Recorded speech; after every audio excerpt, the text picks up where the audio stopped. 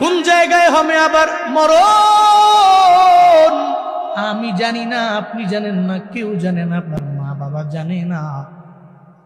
মনে রাখবেন, যেহেতু মরণের কোনো গ্যারান্টি নাই, তাহলে এখন থেকেই চলবে আমার নামাজ।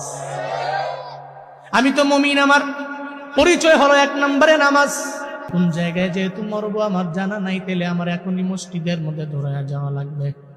এই নামাজের মাধ্যমে আমি এই জন্য বলি, নামাজ পড়েন, আমি গুনাহ করেন এরপরেও নামাজ পড়েন, আপনি কবিরা গুনাহ করেন এরপরেও নামাজ পড়েন, আপনি সগীরা গুনাহ করেন এরপরেও নামাজ পড়েন, আপনি অন্যায় করেন নামাজ পড়েন, আপনি যতই অপরাধের মধ্যে নিজের নিযুক্ত বানায় অপরাধী বানান, এরপর আপনি নামাজের লাইনে আগায়া যান।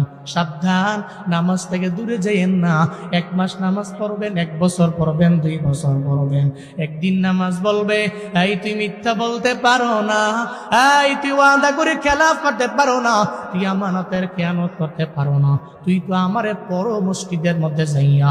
দেখবেন 1 বছর নামাজ পড়লেন, আবার গুনাহ করলেন, হঠাৎ করে একদিন নামাজ আপনার কানের মধ্যে দিয়া বলবে, তুই নামাজ পড়া নিজের মুসল্লি বানাইয়া জীবনেও অন্যের হক তুই মারতে পারো না, তুই দুর্নীতি করতে পারো না, তুই অন্যায় লাইনে আগায়া যাইতে পারো না।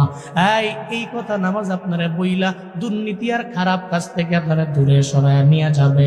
কারণ নামাজ কোনোভাবেই কোনো বান্দারে খারাপের দিকে নেয় না, বরং মুনকার এবং ফাহশা কাজ থেকে দূরে সরায় নেয়।